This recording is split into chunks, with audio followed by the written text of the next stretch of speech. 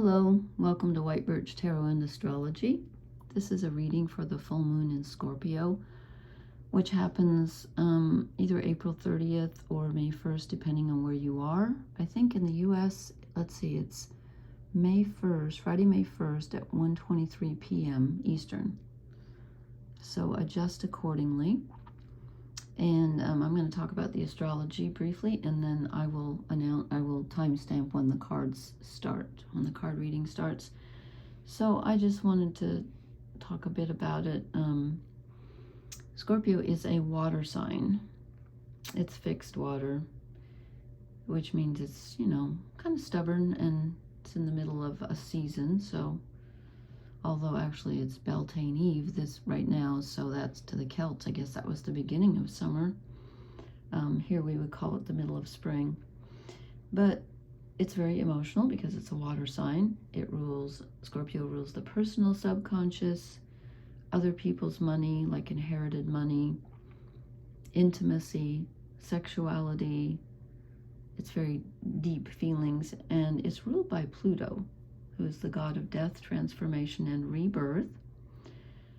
So,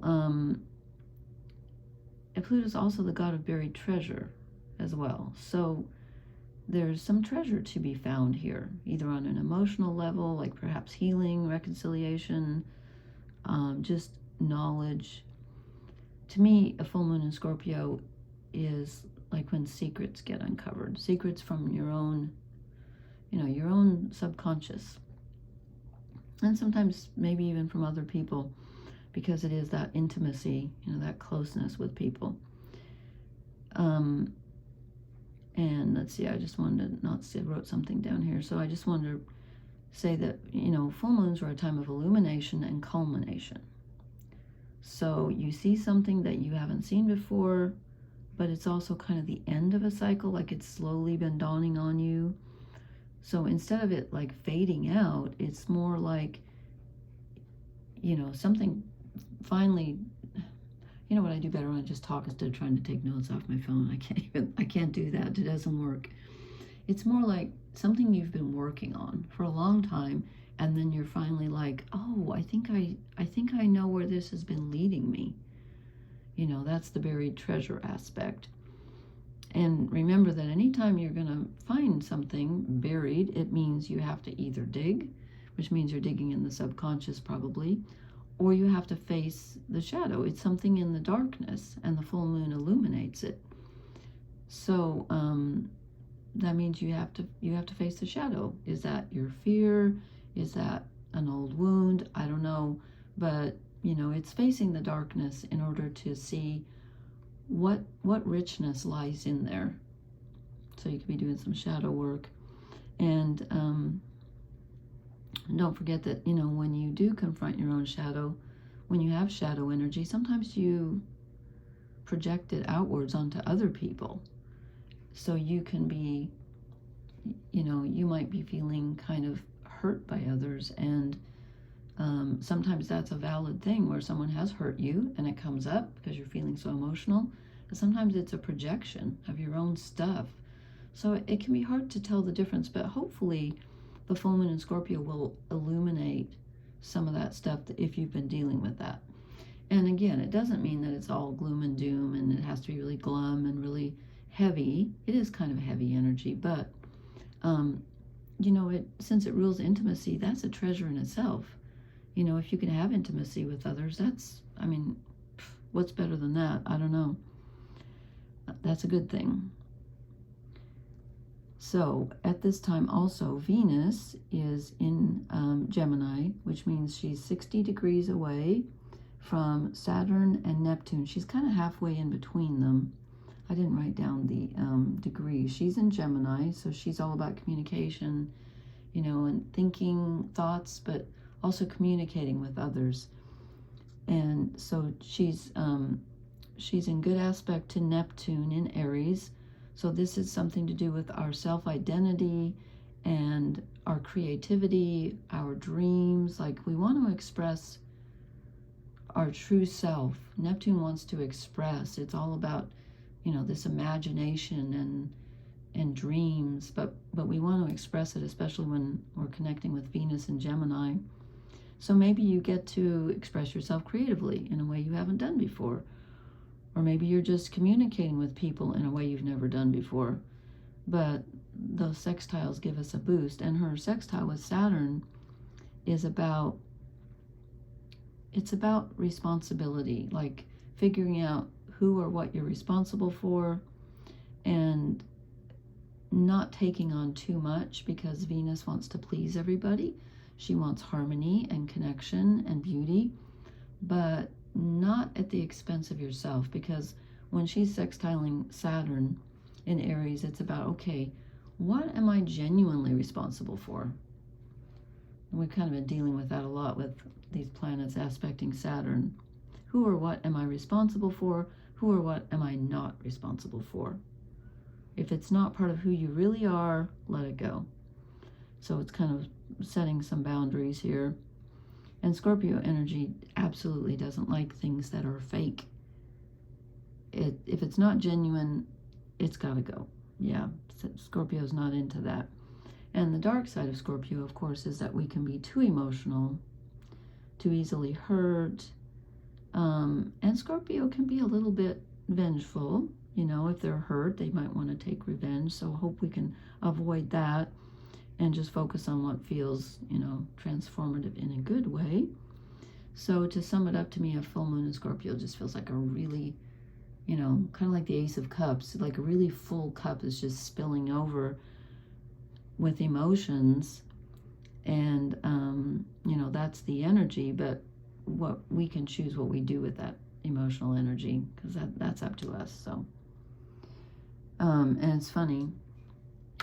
Well, I'll show you the cards, but let me write down the time here. Oh, it's 7 minutes. How funny. I just crossed out 7 minutes from an old reading. That's so weird. I just crossed out 7 minutes and I just hit 7 minutes. Okay. This is the Oak, Ash, and Thorn deck from a Three Trees Tarot. And I did what I did last time because I got some positive feedback from my friend at Dogstar Tarot, so thank you. Okay, so this is so funny because I'm feeling this. Yeah, I am feeling this. Yes. Too many ideas, too many communications that are wonky, you know, like they're just like feeling torn in different directions. Mentally, just, no, you're just like, no, I can't take anymore. Just kill me, you know. What was I just listening? Oh, I've been obsessed with this song. Well, I got a different song that's been stuck in my head for 24 hours and I can't get it out. So I'm not going to tell you that one because it'll get stuck in your head. But I've just been obsessed with this video by Beck. Anybody like Beck? It's called, what is it called? I'm a Loser. I just love that song. But why am I bringing that up?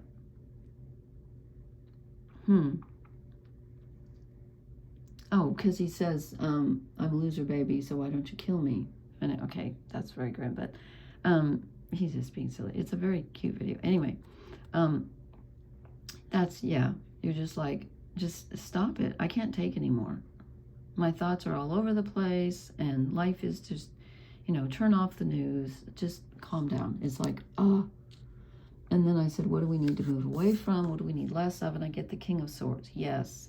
Stop trying to figure it out. Stop trying to keep your SHIT together mentally, because, you know, you don't have to do that right now. This full moon's about emotions. And you're probably not going to be figuring things out right now. It's more about, you know, like I said, face the darkness and see what kind of treasure you stumble upon. But don't try to know everything or know the answers right now, even if you're facing some tough questions, because probably not right now. Yeah, 10 of Swords. Okay. Then I said, what are we moving toward? Yay, we get the Queen of Cups. All right. We get to be in control of our emotions. Not so much control. That's the wrong word for the Queen. She's enjoying them. She's allowing them. She's receiving them. And she's not letting them ruin her day, or, you know, she's not swimming downstream or getting swept away. She's she's sitting and she's fine. You know, she's got her acorn. I love me an acorn. And her oak leaves and fish and water and trees. Ah, that looks good right now. Honestly, I'd like to be sitting right there.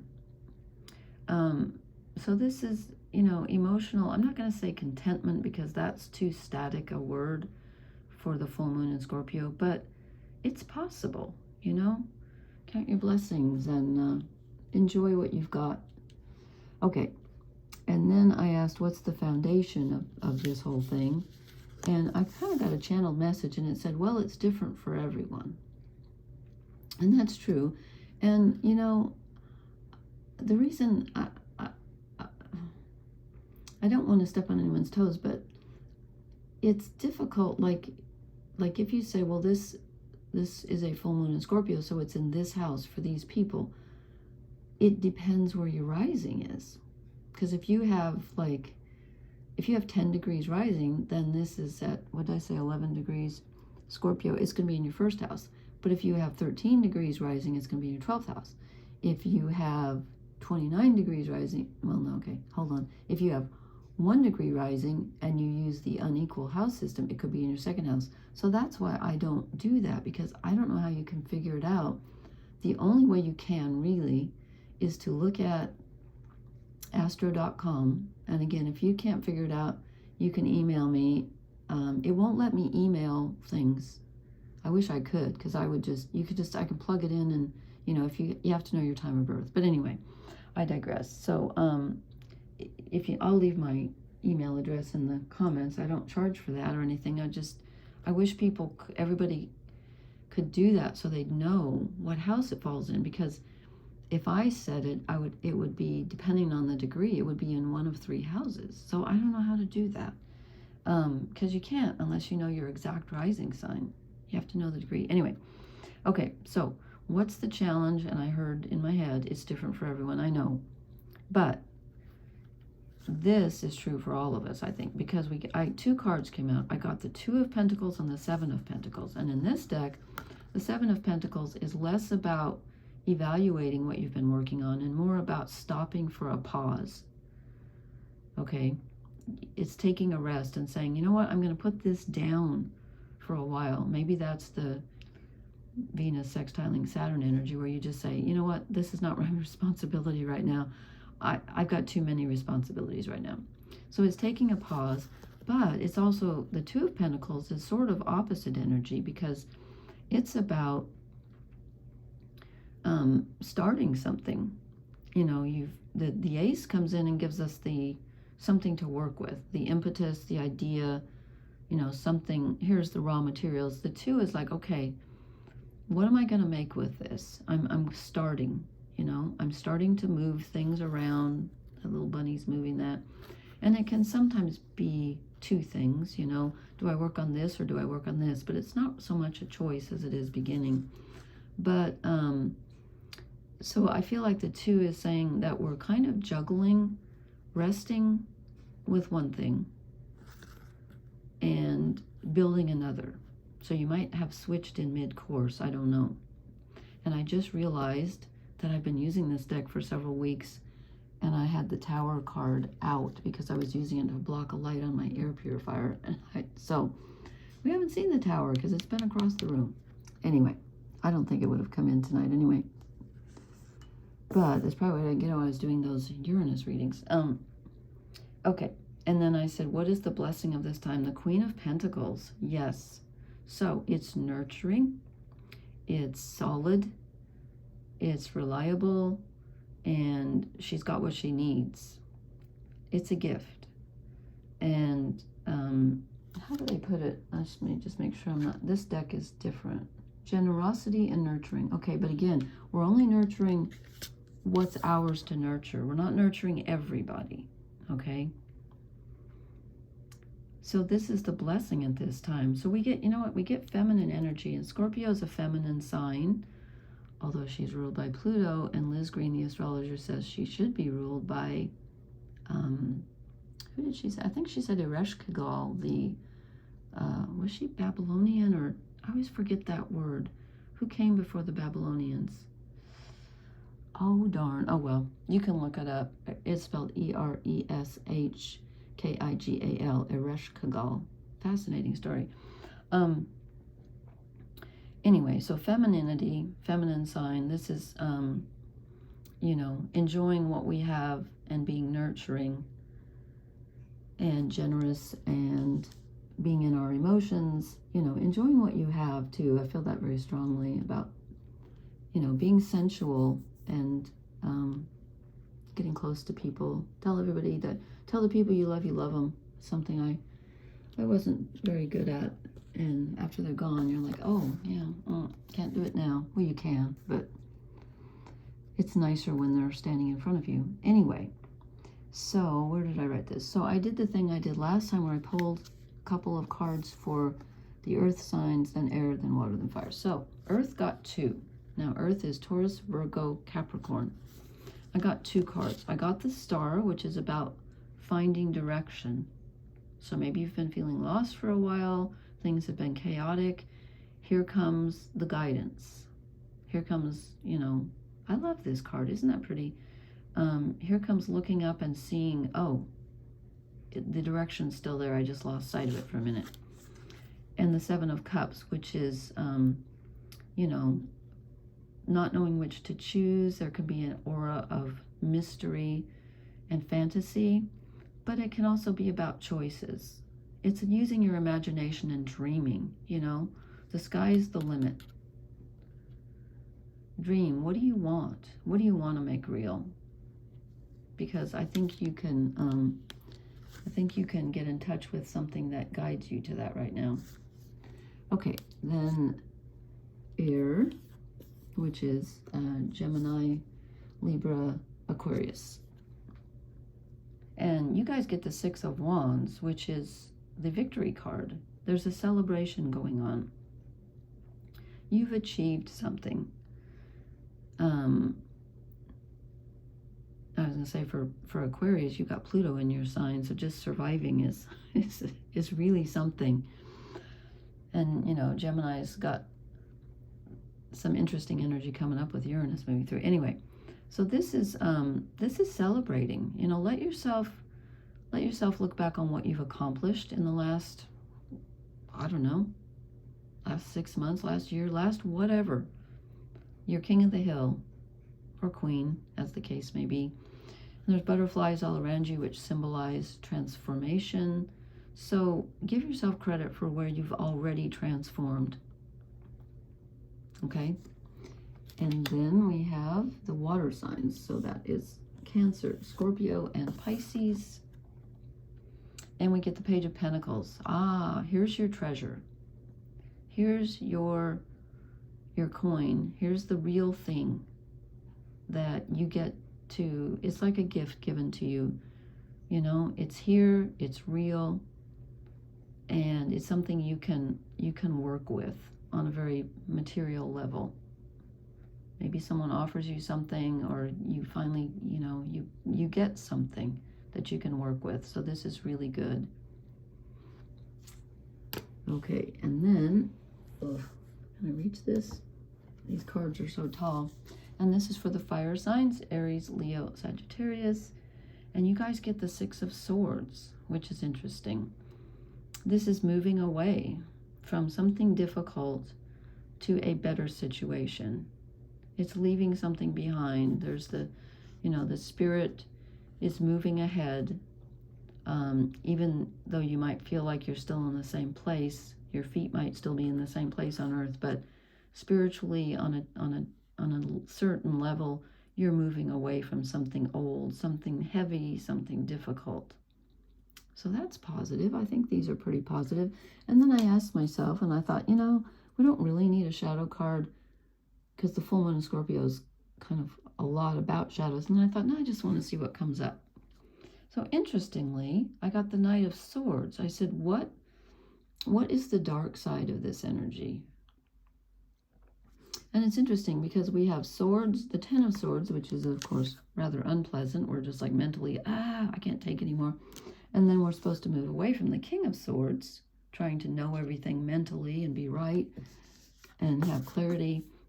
And So the shadow side is the Knight of Swords. So I think it's saying, you know, don't listen to other people. Well, that's okay. I'm not saying that uncategorically. But, you know, you don't have to be right. They don't have to be right. And you don't have to know exactly, you don't have to know all the steps of, you know, A, B, C, how am I going to get here? Just go with your intuition. And, you know, there could be some communication coming in that feels icky or hurtful or whatever. You don't have to pay attention to it. You know, all these ideas coming in, this news or communication, whatever, you know, don't let it kill you. Don't, I don't mean literally, but I mean, don't let it, you know, make you feel horrible. Okay, I think that does it. I will post again. I just noticed in a couple days we have Mercury is going to conjunct Chiron in Aries, so that will be interesting. I think he's like 3 degrees away right now, so that may be figuring into this, old wounds and stuff, and, you know, anyway. So I hope this resonates. Please let me know. Leave me a comment. Please hit the like, share, and subscribe buttons, and I will talk to you later. Thank you for listening. Blessings. Good night.